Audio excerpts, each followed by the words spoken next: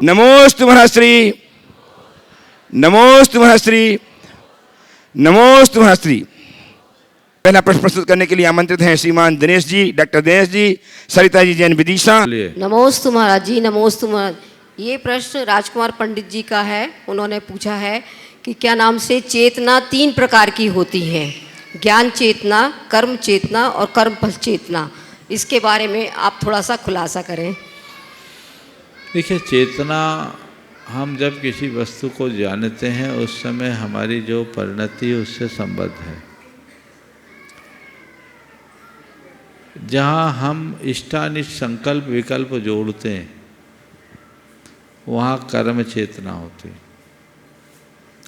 जहाँ सहज हमारी प्रवृत्ति होती है, जहाँ हमारा अपना कोई बौद्धिक स्तर नहीं होता, वो कर्म फल चेतना है। इसे हम कहें चेतना का अव्यक्त रूप। और दूसरा, राग देश सहित जो हमारा चेतना का व्यक्त स्वरूप है वह कर्म चेतना।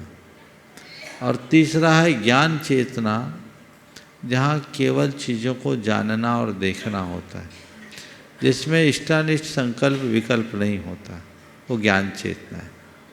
आचार्य कुंद ने लिखा है, सव्वे खलु कम्म फला थावर खाया तसायक जजुदा पानित्यमधिकंता नानम बिंदंति ते चेदा।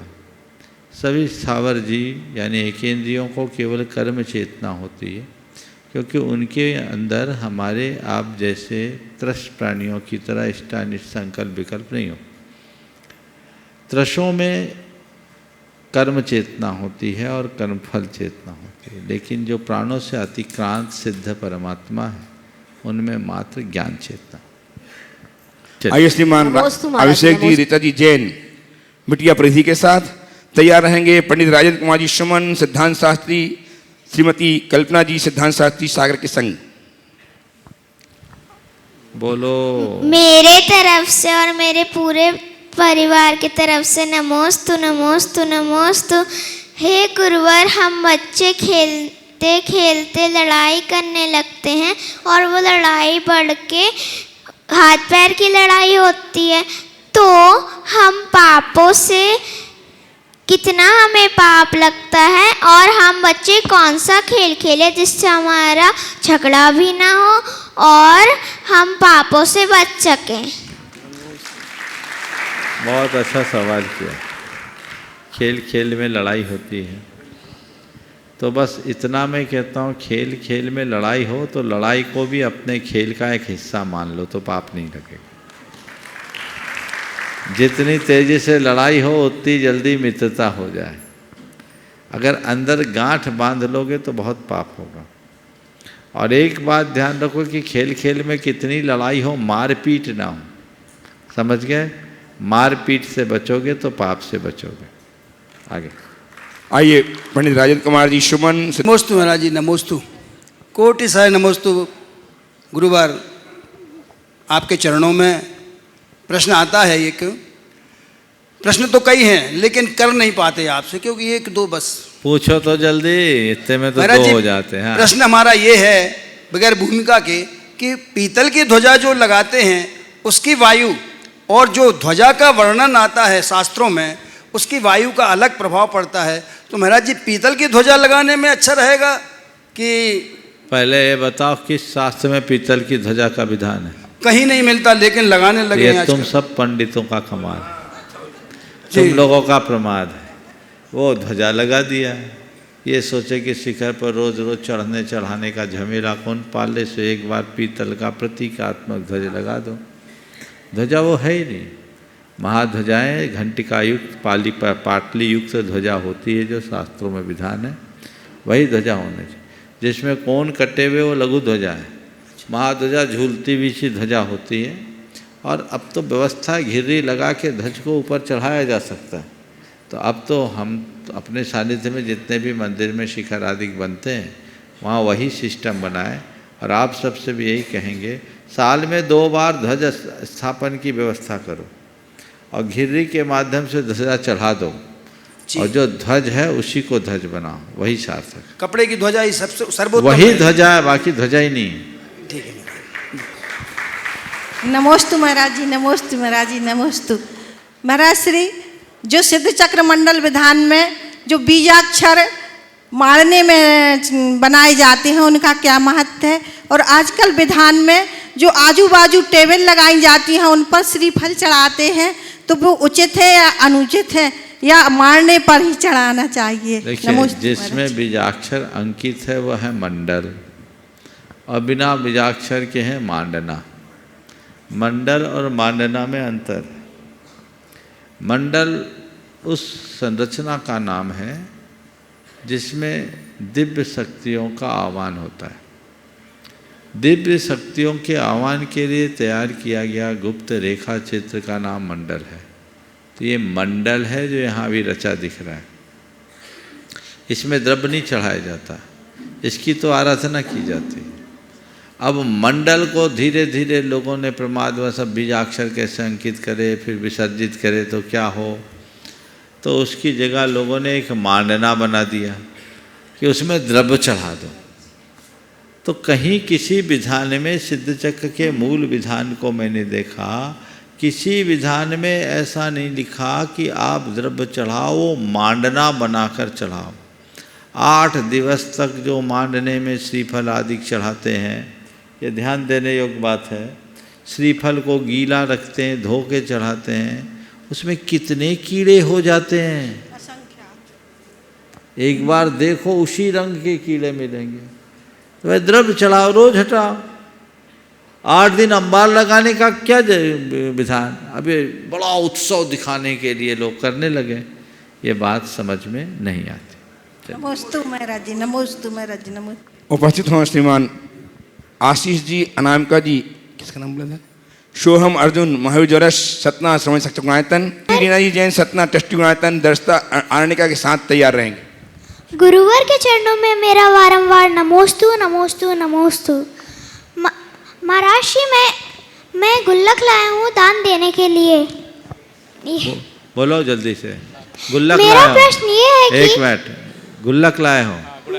बहुत सुंदर। गुणायतन के लिए। देखो, पहले तो मैं कहूँगा इस बच्चे की दानशीलता का जोरदार करतल ध्वनि से आप अभिनंदन। ये इसके पिताजी ने बताया, महाराज इसके गुल्लक में जितने रुपये होते हैं ये प्रायः दान में खर्च करता है और गरीबों की सेवा में खर्च करता है। अभी से जिसके अंदर ये भाव है, कालांतर में वही दानवीर भामाशाह बन सकेगा। बहुत बहुत आशीर्वाद। अब अपना सवाल करो। महाराज जी, मेरा प्रश्न ये है कि मैं एक बड़ा भाई हूँ और मुझे इसकी बड़ी कीमत चुकानी पड़ती है। मेरा छोटा भाई, हाँ बोलो। मैं एक बड़ा भाई हूँ और मुझे इसकी बड़ी कीमत चुकानी पड़ती है। मेरा छोटा भाई को वही चाहिए रहता है जो मैं लेता हूँ। ये जैसे मैं अगर पढ़ रहा हूँ तो उसको वही बुक चाहिए रहती है, और मम्मी पापा भी उसका सपोर्ट करते हैं, कहते हैं कि छोटा है छोटा है छोटा है। तो महाराज जी, मुझे ये बलिदान कब तक दान करना पड़ेगा? क्या करना पड़ेगा? देखो, बड़े होने का यही मज़ा है कि वो छोटे का ख्याल रखे। और अब एक काम करो, जब तुम्हें पता है कि छोटे को वही चीज़ चाहिए जो तुम्हारे पास है, तो ज़्यादा अच्छा ये है कि उसके प्रति प्रेम और बढ़ा, वो मांगे उसके पहले ही दे दो। समझ गए? तो बलिदान नहीं, तुम्हारा योगदान हो जाएगा। समझ गए? मजबूरी में दोगे तो बलिदान है, और मंजूरी से दोगे तो योगदान है। देखो छोटा भाई कैसा ताली बजा रहा है ना? तो इसको मंजूरी से देना चाहिए। छोटे भाई का ध्यान रखना, वो छोटा है, थोड़े दिन में बड़ा हो जाएगा तो वो फिर तुम्हारे जैसी समझदारी की बात करेगा। ओ आइए, दर्शित जी, आरणिका जी अपने मम्मी पापा योगेश जी, रीना जी के साथ टेस्टिंग आया था। मेरा प्रश्न है कि एक व्रती श्रावक रात में चारों आहार का त्याग कर देता है और रात्रि मैं दवाइयों का सभी का त्याग करके सोता है और रात्रि में अचानक से ऐसी कोई बीमारी हो जाए तो उसको दवाइयाँ और नली के द्वारा जो भोजन दिया जाता है तो उसको पाप लगता है कि वो नियम में ही रहता है। देखो ऐसा है कि जिनको व्रती हैं, रात में कोई भी परिस्थिति हो जाए दवाई नहीं लेना चाहिए। बहुत स्थिति गंभीर महाराज जी हो, अगर वो बेहोश हो जाए, बेहोश हो जाए तो घर वालों को तो होश है, उनको इंजेक्शन आदि देना चाहिए, उनके व्रतों को दूषित नहीं करना चाहिए। ठीक है ना? नमोस्तु। श्रीमान मीशु जी, जूली जी जैन, मनोज स्टील सागर से उपस्थित हों। मुनिश्री के चरणों में मनोज स्टील परिवार के ओर से कोटिशे नमोस्तु। नमोस्तु गुरुवर। महाराज श्री, हमारे भाग्योदय तीर्थ में जिनालय निर्माण चल रहा है, उसका नाम सर्वतोभद्र रखा गया है, तो आप हमें बताएं उसका मीनिंग क्या है? सर्वतोभद्र जिनालय वो जिनालय कहलाता है, श्रीकांत जी ऊपर आ जाइए। सर्वतोभद्र जिनालय वह जिनालय कहलाता है जिस जिनालय में चारों तरफ भगवान होते हैं, चतुर्मुख प्रतिमा होती है, और जो सब तरफ से भद्र या कल्याण का कारण बनता है वह सर्वतोभद्र कहलाता है। नमोस्तु भगवान। नमोस्तु महाराज जी, मैं यश जैन वैशाली नगर अजमेर से। मेरा प्रश्न ये है कि महाराज जी, फ्रूट से ड्राई फ्रूट हमेशा महंगे होते हैं, उसी तरह युवा वर्ग से वरिष्ठ नागरिक बहुत गुणवान होते हैं, तो महाराज जी हम युवा वर्ग को ऐसा क्या करना चाहिए कि कभी अपनों से बड़ी बातों को नज़रअंदाज ना करें और उनकी अच्छाइयों को अपने जीवन में ला सकें, समाधान करें? बहुत अच्छा भाव व्यक्त किया है। फ्रूट से ड्राई फ्रूट हमेशा महंगे होते हैं, इसी तरह युवा वर्ग से बुजुर्ग लोग गुणवान अधिक होते हैं। हम ऐसा क्या करें कि बुजुर्गों की कद्र करें, है ना? देखो, जो उदाहरण तुमने सामने रखा है उसी उदाहरण को ध्यान में रखो तो पता लगेगा कि गुण की कद्र क्या होती है। किसी भी बुजुर्ग को बुजुर्ग कहकर उपेक्षित मत करो। किसी वृद्ध के एक एक झुर्रियों में हजार हजार अनुभव का खजाना भरा होता है, बशर्ते तुम उसे पढ़ सको। उनके अनुभवों का लाभ लेना चाहिए। शरीर की शक्ति भले कम हो जाती है लेकिन उनका मनोबल सदैव ऊंचा होता है, तो अपने मनोबल को ऊंचा उठाने का प्रयास और अभ्यास होना चाहिए। वो जब भाव हमारे हृदय में बनेगा तभी हम अपने जीवन में कुछ अच्छा कर सकेंगे। इस संदर्भ में मैं एक ही बात कहूँगा कि पुरानी और नई पीढ़ी में एक सिलसिला होता है। पुरानी और नई पीढ़ी में एक सिलसिला होता है। वो आम बहुत मीठा होता है जो पिलपिला। समझ गया? ऐसा समझ के चलो। बहुत सुंदर। नमोस्तु। आइए श्रीमान अनुराग जी जैन, सोधिया लड़ाकोटा से। महाराज श्री के चरणों में त्रिवार नमोस्तु नमोस्तु नमोस्तु। महाराज श्री, मेरे साथ ऑफिस में कुछ जैन भाई भी हैं जो मेरे इस काम में, जो गुणायतन में हम राइड और शोरिंग, राइड और मूवी का काम कर रहे हैं उसमें हैं। हम सबका एक सवाल है महाराज श्री, 5 साल से हम लोग भगवान का नाम तो ले ही रहे हैं, दिन रात हमेशा 24 घंटे काम तो वही कर रहे हैं और भगवान का नाम ले रहे हैं।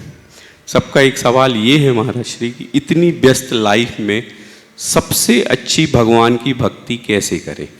मंत्र से करें कि जाप से करें, पूजन से करें, कैसे करें भगवान की सच्ची भक्ति?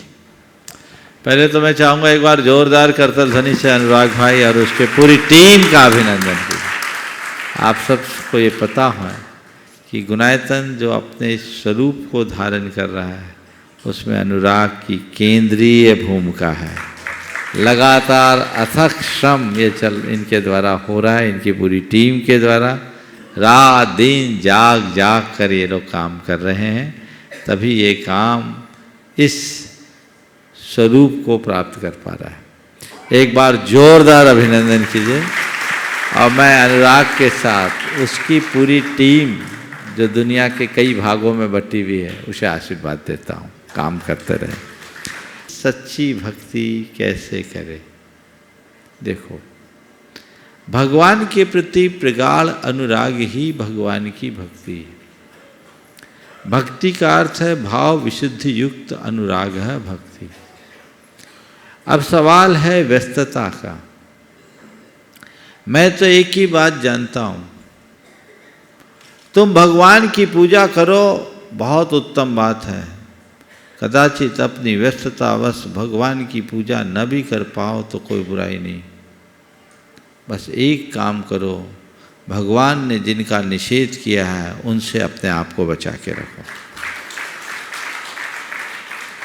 तुम भगवान को पसंद करते हो तो उनसे दूर रहो जिसके लिए भगवान ने मना किया।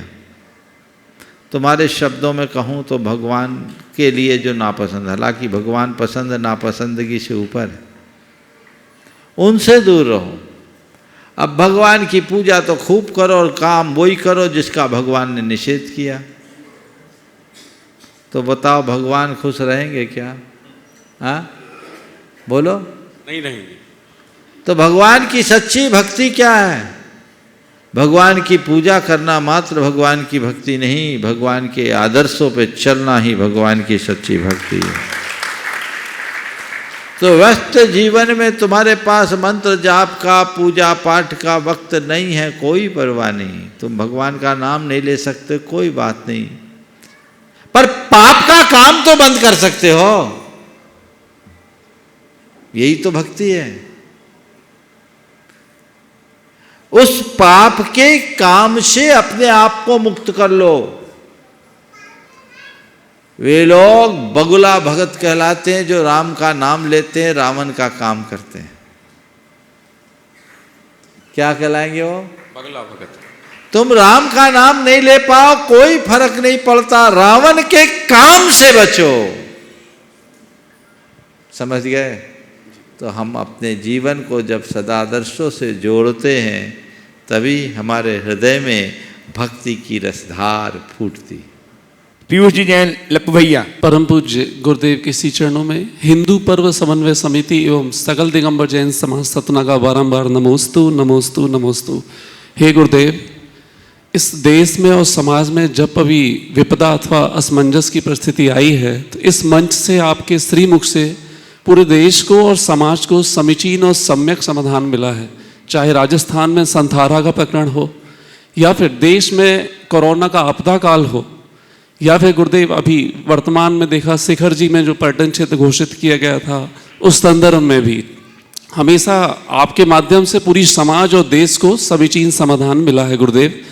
आज ऐसा ही प्रकरण कुछ समय पूर्व अंतरिक्ष पार्श्वनाथ का आया था गुरुदेव, तो अभी पता चला है कि वहाँ पे कल शायद ताले खुल गए हैं।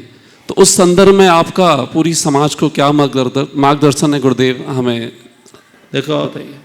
जिस दिन सुप्रीम कोर्ट का फैसला आया था, शायद 22 या 24 तारीख को आया था, उसी दिन मैंने अपनी बात कही थी कि ये बहुत अच्छा फैसला है और दोनों घरों में उजाला करने वाला फैसला है।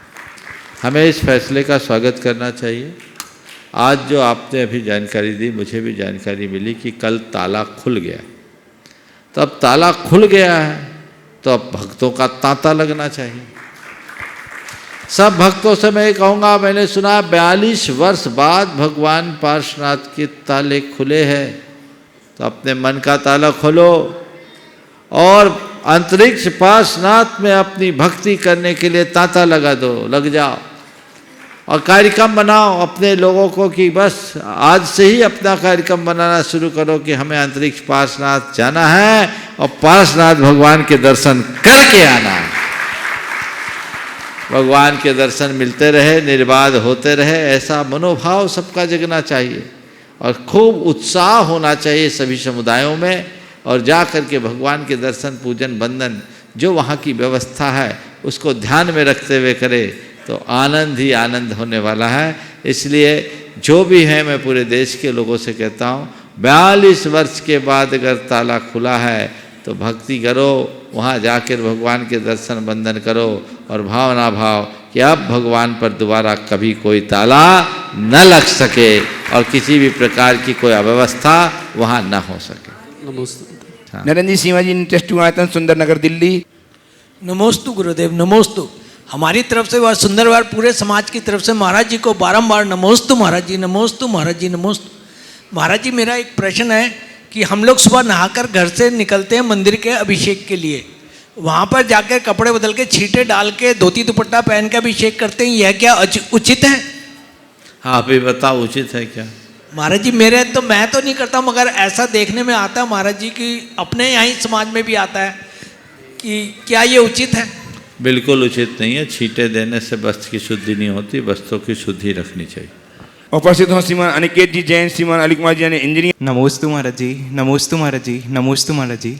महाराज जी, मैं अपने जीवन में ऐसा क्या पुरुषार्थ करूं कि मेरा धर्म भी ना छूटे और अपना लक्ष्य को भी पा सकूं? क्या करूं कि मैं अपने जीवन में ऐसा क्या पुरुषार्थ करूं कि मेरा धर्म भी ना छूटे और अपने लक्ष्य को भी पा सकूं? मेरा धर्म भी न छूटे और अपने लक्ष्य को भी पा सकूं। धर्म से जीना अपना लक्ष्य बना लो, काम हो जाएगा। क्या बात है। चलिए। बालू पंचायत सदस्य भैया संजीव जी कटंगी। महाराज जी के चरणों में नमोस्तु। महाराज जी, आप संतों की शान हैं। तेरापंथी व्यक्ति आपकी देशना को सुनता है तो खुश हो जाता है, 20पंथी सुनता है तो मन प्रमुदित हो जाता है, सोनगढ़ी सुनता है, मुमुक्षु सुनते हैं तो कहते हैं महाराज जी आगम से ही बोलते हैं, और श्वेतांबर सुनता है तो कहता है जैनियों को ऐसे संत की आवश्यकता है, और पूरे देशवासी सुनते हैं तो कहते हैं ऐसे संत रहेंगे तो दुनिया में सुख और शांति आएगी। महाराज जी, इतने सारे गुण आप में कैसे समाहित हो गए? महाराज जी, गुरु भक्ति आपके अंदर कैसी? ये गुरु जी ने आपको आदेश दिया कि बिहार करना है तो कितना बड़ा प्रोग्राम अष्टानिक महापर्व का आयोजित था, लेकिन पंच कल्याणक उसके पहले था, लेकिन अगले ही दिन आपकी देशना में बात आई, सारे कार्यक्रम स्थगित, मैं गुरु जी की आज्ञा पालन करने के लिए आगे बढ़ रहा हूं। कुछ दिनों के बाद आदेश आया कि बिहार नहीं करना है। महाराज जी आप रुक गए। ऐसी गुरु भक्ति आपके अंदर महाराज जी कैसे आई? इतना बड़ा गुणायतन बन गया। जब भी लोग गुणायतन की प्रशंसा करते हैं तो लोगों को आप यही कह देते हैं ये तो गुरु जी के आशीर्वाद का ही प्रतिफल है, जबकि मेहनत महाराज जी आपकी ही है। अगली बात जो ये है, जितने प्रामाणिक उत्तर लोगों को आपके द्वारा मिलते हैं, दुनिया में ऐसे प्रामाणिक उत्तर और किसी को नहीं मिलते। शायद गुरुजी ने इसीलिए आपका नाम सार्थक मुनि प्रमाण सागर महाराज बनाया है।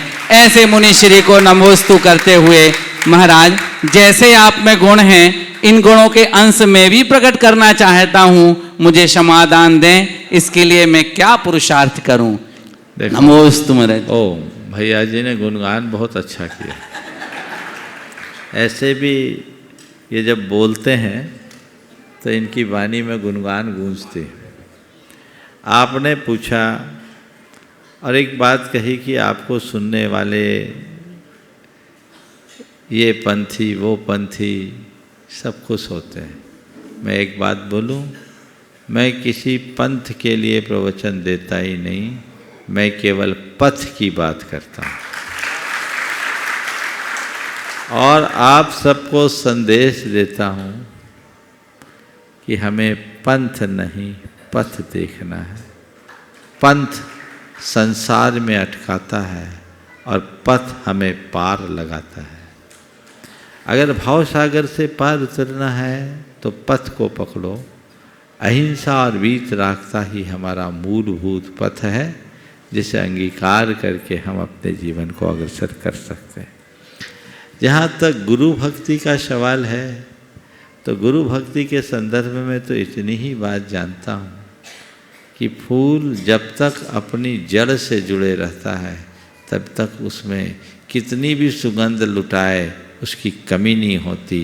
जड़ से विच्छेद हो जाता है तो उसकी सुगंधी और उसका अस्तित्व ज़्यादा दिन तक टिकता नहीं।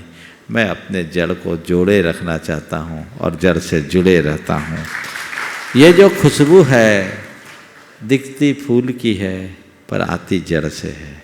इस बात को सदैव स्मरण में रखना और वो सबकी स्मृति में रहना चाहिए।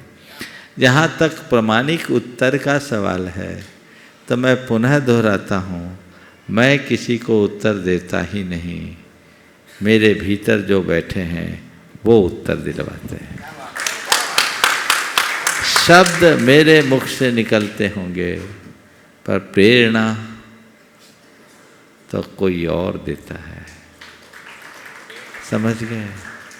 मैं साम वेद कैसे गा पाता, मैं तो था गूंगा बेसुरा। मैं साम वेद कैसे गा पाता, मैं तो था गूंगा बेसुरा। जो बन आए छंद यहाँ पर, वो जो बन आए शब्द यहाँ पर, वे सब छंद तुम्हारे ही थे। मैं तुम तक कैसे आ पाता, मुझको पाँव मिले ही कब थे। जो ले आए मुझे यहाँ तक, वो भी पाँव तुम्हारे ही थे। ये बस ये भाव अपने हृदय में होना चाहिए और यही समर्पण, यही भक्ति मनुष्य को मजबूत बनाती है। एक बात मैं कहूँगा, अगर अपने जीवन को सदाबहार प्रसन्न रखना चाहते हो और अपने व्यक्तित्व का वास्तविक विकास करना चाहते हो तो अपने अहम को विसर्जित कर दो और गुरु चरणों में कृतज्ञ बने रहो। गुरु के उपकारों को सदैव ध्यान में रखो। जो गुरु स्मरण को सदैव बनाए रखता है उसकी उन्नति अपने आप होती है। क्योंकि एक बात और ध्यान रखना चाहिए, ऊंचाई सदैव गहराई सापेक्ष होती है। पेड़ उतना ही ऊंचा उठता है जितनी की जड़ें गहराती है। तो जड़ गहरी करो अपनी निष्ठा की, जड़ गहरी रखो अपनी श्रद्धा की। यदि ये गहराएगी तो जीवन उत्तरोत्तर समुन्नत होगा। मुझे नहीं मालूम मेरी बात कितनी प्रामाणिक होती है, मुझे नहीं मालूम। मैं ये भी नहीं कहना चाहता, न कहता हूँ और नहीं मानता हूँ कि मेरी बात सब मानते हैं, और न ही ऐसी अपेक्षा रखता हूँ कि लोग मेरी बात माने। पर मुझे नहीं मालूम ऐसा ट्रेडमार्क गुरु ने दे दिया है जो आप लोग मानते हैं। ये आप जानो, ये आपके ऊपर है, आप क्यों मानते हैं। हमारा इसमें कुछ भी नहीं है। आप मानो तो ये आपकी बात, और न मानो तो भी ये आपकी बात, मेरी ओर से कोई बात नहीं। डॉक्टर मेहंदी, डॉक्टर चंद्रलेखा जी अपना प्रश्न प्रस्तुत करें। मेरे परम पूजनीय परम उपकारी गुरुवर को मैं डॉक्टर महेंद्र डॉक्टर चंद्रलेखा जैन जबलपुर से बारंबार चरणों में नमन करता हूँ, वंदन करता हूँ। गुरुवर, मेरा यह जानना चाहता हूँ कि गुरुवर सिद्ध भगवान लोकाकाश के ऊर्ध्व भाग में विराजमान रहते हैं। आगम में लोकाकाश का पूर्ण विस्तृत विवरण है, पर वह राजू, सागर, पल आदि यूनिट्स में है। गुरुवर, मेरी यह जिज्ञासा है कि इस पवित्र स्थान की एग्जैक्ट लोकेशन, दूरी आदि आधुनिक मॉडर्न यूनिट्स में क्या उपलब्ध हम करा सकते हैं? क्योंकि विज्ञान जिस प्रकार देखिए, करने को करा जा सकता है, लेकिन बहुत बड़ा प्राणायाम करना पड़ेगा। ये जितनी भी चीज़ें हैं ये असंख्य योजनों की, समझ गए। अब असंख्य योजन को हमको एक मान बना ले, 4 को उसका एक योजन होता है। अब उसको आप असंख्यात से गुना कर दे तो एक राज्य होगी। सब चीज़ों को मान सकते हैं क्योंकि बहुत बड़े संख्यातीत काल की बात है, उसको उसी तरीके से देखना चाहिए। अनिकेत जी, अनिल कुमार जी, जैन इंजीनियर। गुरुदेव नमोस्तु नमोस्तु नमोस्तु। अपने शरीर में कुछ भी डिजीज़ होती है, बीमारी होती है, तो अपन अपनी भाषा में बोलते हैं कि मुझे बहुत दुख हो रहा है। और मैंने, जबकि जीव द्रव्य का अपन कहते हैं कि जड़ चेतन की परिणति प्रभु अपने अपने में होती है, अनुकूल कहे या प्रतिकूल कहे, झूठी मन की वृत्ति है।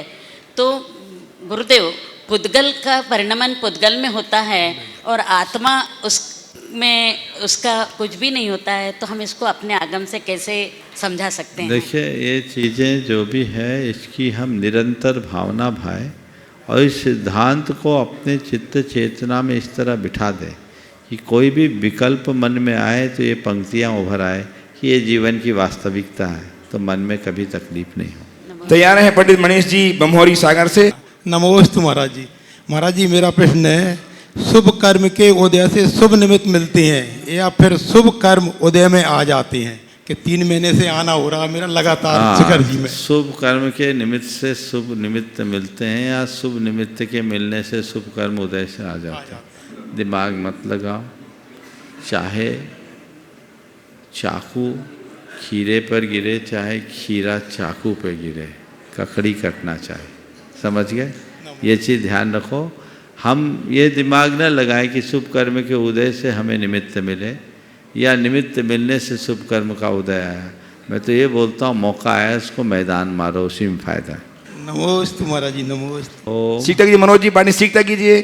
सिलचर दिगंबर समाज की तरफ से मेरी ओर से त्रिबार नमोस्तु नमोस्तु नमोस्तु महाराज जी। महाराज जी मेरे मन में बहुत दिन से एक शंका है कि कोई व्यक्ति अगर मरणासन हो तब उसको हम सब प्रकार के आड़ जल का त्याग दिला देते हैं और सब परिग्रह का त्याग दिला देते हैं। जब और उसको धरती पर सुला देते हैं, तब वो मर जाता है, तब उसको हम सब बेटों की तरफ, ससुराल की तरफ से, घर की तरफ से, समाज की तरफ से उसको दुसाला उड़ाया जाता है और साड़ियाँ उड़ाई जाती है। तो क्या परिग्रह के त्याग दिलाने के बाद उसको क्या दोष लगता है या फिर हमको दोष लगता है? देखो, वो मरने के बाद खूब उड़ता है कि जिंदा लोग उड़ाते हैं? जिंदा लोग उड़ाते हैं। तो जिंदा लोग परिग्रही हैं कि परिग्रह त्यागी? परिग्रही। तो परिग्रही परिग्रह डाल रहा है, उनने थोड़ी दिया। इसलिए सुनो, बहुत अच्छी बात कही है। व्यक्ति को जीते जी परिग्रह का त्याग करना चाहिए और थोड़ा भी आभास हो जाए तो परिग्रह का त्याग करके क्षमा भाव धारण करना चाहिए। और ये सुमरण है, उत्तम मरण की श्रेणी में आता है, ऐसा मनोभाव रखना चाहिए। अब रहा सवाल कि उसके बाद व्यक्ति उसके दाह संस्कार के लिए उसके ऊपर दुसाला आदि ओढ़ाए, तो यदि वो पूरी तरह त्यागी रहा है तब तो ऐसा कुछ नहीं करना चाहिए। लेकिन अंत समय में किया है तो परिवारजन लोकाचार की दृष्टि से कर सकते, उसमें कोई हानि नहीं। समझ गए? पर वो खुद तो नहीं लिया ना। हाँ, जीते जी वो कह के जाए कि मैं मरूँ तो ये वाला दुसाला मेरे लिए ओढ़ाना। ऐसे भी लोग हैं। एक सज्जन मुझसे मिले, वो थे तो स्वतंत्रता संग्राम सेनानी, बड़े विचित्र व्यक्ति थे, अभी दुनिया में नहीं है, आज से 20 साल पुरानी बात कह रहा हूँ। उनने अपने मरने के पहले अपना मृत्यु भोज दे दिया और अपना चबूतरा भी बनवा लिया।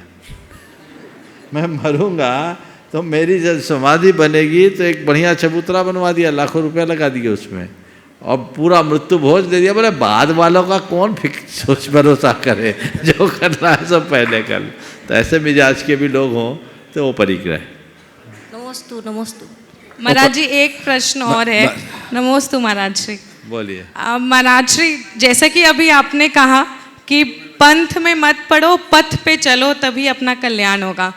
लेकिन एक बहुत बड़ी शंका है मेरे पीहर में, आप अच्छे से जानते हैं, जो कि हजारीबाग ही है, तो वहाँ पे अब सब 13 पंथ को ही फॉलो करते हैं। और मेरे ससुराल में जो कि सिलचर है, उधर सब 20 पंथ ही फॉलो करते हैं। तो मेरा प्रश्न एक इतना सा है कि मैं किधर जाऊँ? एक जैसे एक क्रिया है, एक क्रिया सुनो है। मेरी बात सुनो, न ससुराल को देखो न मायके को देखो, भगवान को देखो। अरे भगवान को ही देख रहे हैं। भगवान का जो मार्ग है उस पर चलो। 13 पंथ के वाले को 13 पंथ पे चलने दो, 20 पंथ वाले को 20 पंथ में चलने दो, और तुम्हें जो समझ में आया उसमें तुम चलो। उलझते क्यों? और बोलो, सबसे बोलो, मुझसे किसी तरह का दबाव मत दो, मेरा भाव जिसमें लगे वो काम मुझे करने दो, और न किसी को दबाव देना चाहिए। ये तो अपनी अपनी श्रद्धा का विषय। तो करना चाहिए या नहीं करना चाहिए? बोल दिया ना, जिसमें तुम्हारी श्रद्धा बोले वो काम करो, किसी के दबाव प्रभाव में। वो काम करो। हाँ, दबाव प्रभाव में मत करो, अपनी श्रद्धा को देखो और जो तुम्हें मार्ग दिखे उसके अनुसार कार्य करो। आज के सत्र को परम पूज्य गुरुदेव के चरणों में नमन अर्पित करते हुए यहीं पर विराम। बोलिए परम पूज्य आचार्य गुरुवर श्री विद्यासागर जी। जय जय जय।